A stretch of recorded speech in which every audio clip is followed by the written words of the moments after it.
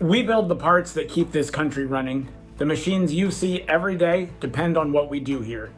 But sometimes, doing things right means making a decision that costs you a lot. I threw away a $10,000 weldment. It just did not feel right to me to do. And not long ago, one project forced us to find out whether we can really practice what we preach. The project started out just like any other. When we first got that project, I thought it was like easier than it ultimately ended up being. The customer, they're one of the largest producers of these heavy equipment engines. They have 2 robots and an end-of-arm tool in between them. They wanted us to modify their existing end-of-arm tool. Our job seemed simple. Modify the tool they'd been using for years to work with a new constraint. They introduced a new engine block. The original tool would crash into the block.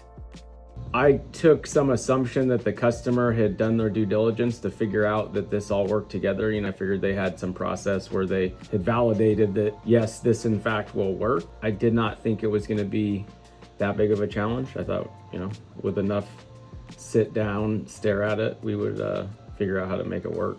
There's only so long we could spend scratching our heads over this. Time was a huge constraint. Thanksgiving shutdown. They wanted to install this block. So we had a very hard deadline. These engines are scheduled to go into high value machinery. If we weren't able to solve it, it was going to be pretty significant. So this engine goes from one workstation to the next, to the next, to the next to complete this engine. If we weren't able to do this step, it would have been a massive redesign of the whole system, throw the whole thing away, start from scratch. It'd be millions and millions of reinvestment just to implement this new block for this one station. So it was pretty significant what was on the line to make it work. Our reputation was on the line for sure.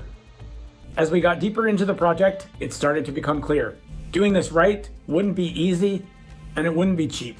Every little thing we ran into was another Pandora's box of, oh man. And then, the customer kept notifying us, oh, well, you can't do that because of this, and you can't do that because of this. So it's just like things that were unknowns at the beginning became absolute deal breakers for the way that we were trying to execute it originally. Most problems you can figure out like a geometry solution. I sometimes joke like it's just a Tetris problem. You're just trying to figure out how do you fit all these shapes together. I thought that we were eventually going to get to a point where no matter what, it might not be the most elegant looking thing, but we would figure it out.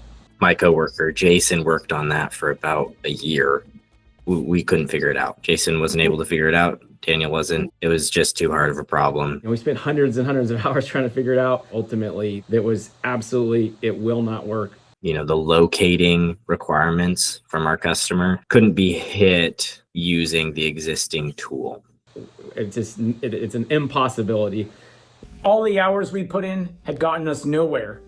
There was only one option left. So there was this moment when the customer called and he said, what if we just threw this whole thing away and came up with this different concept? And we were just kind of spitballing things back and forth. And it really got my brain spinning. And that was kind of this moment where I realized, like, what if we just threw it all away? Like totally started from scratch instead of starting from the foundation that they wanted us to start with. I was so fired up with it. I remember I was at my kid's baseball game, and I would leave between games and go to the coffee shop and was just modeling these different solutions. And then I'd go back to the game, watch the next game of the tournament. And I kept going back because I was like, I think we're onto something. So oftentimes it takes this like catalyst moment or this reactionary moment that happens where something spurs this new idea. And in this project, it was a phone call where we were just comfortable throwing out random ideas. So we started from scratch, designed a new end-of-arm tool that would work with all 5 different blocks. One of the biggest breakthroughs was figuring out the geometry to locate all the blocks. That kind of snowballed and solved a lot of the other problems. The geometry of the tool had to work around the existing geometry of the conveyors and the lifting and features that were already there. They didn't want to have to change out the tool. So one tool to go in between these robots that could satisfy those requirements for 5 unique engine blocks. We went down a totally different path of execution that ultimately worked. And it simplified the design. It made it be back to that elegant solution that both us and the customer are looking for. Now we had to prove that the solution we'd found on paper would work in real life. The engineer in charge determines all the steps necessary for every single piece. Once we have material in hand, that's when the fabrication starts. So that was obviously a critical part of this project because it was very schedule critical. So all of those things had to fall into line. Multiple pieces had to be in progress at the same time. When it actually came time to building it, it was so incredibly easy because we had thought, literally hundreds and hundreds and hundreds of hours on this thing. Once those forks just slid right over the rails onto the base assembly, that was definitely kind of an aha moment where it's like, okay, this is gonna work. As soon as we released it, it felt like the next day it was getting put in place, which is kind of a cool feeling. There's a reason we didn't take the easy or cheap way out. Almost any job, you're gonna have this choice of, this happened, what should I do?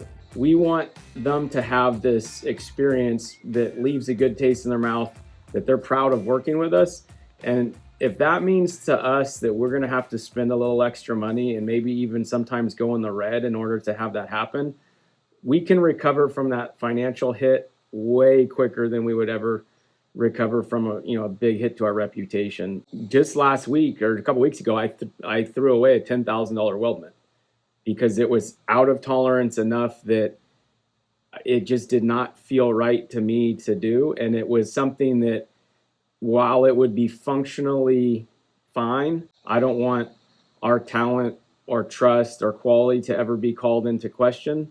So to me, it's an easy answer, like throw it away, start again, just redo it. Just do what you know is right. It's putting a quality product that the customer wants to see in their hands as opposed to trying to save a few dollars. We take it very serious, and in the long run, I think it actually makes us a lot of money, makes us a lot of revenue because our customers know they can trust us. I think in this project, there's a good lesson learned to, ask more of the, why do we need to do this? What is the reason that we're going this direction? You can kind of turn off put your blinders on and not think about what other opportunities are out there. It's a really easy trap to fall into. The starting point should have been a couple notches before where it was originally said to be. What it says about APE is that we're a good partner when somebody has a product that they need built that is core to their business, that we're somebody that you can trust to work with, hand in hand with your engineering team to partner with so that there's mutual success going forward. They can kind of trust us to do what's necessary to get it done and to communicate with them about all the important things so that they can focus on more strategic issues for their company. It's something that we're proud of, that we feel good about, that we were a part of it. We were part of a solution. I think that, it's in some sense, it's a feather in our hat of like a boost of confidence that, hey, that was hard. We worked through it. We got to a solution and everybody was ultimately happy. It's kind of one of those things that, nobody's proud of something that wasn't hard.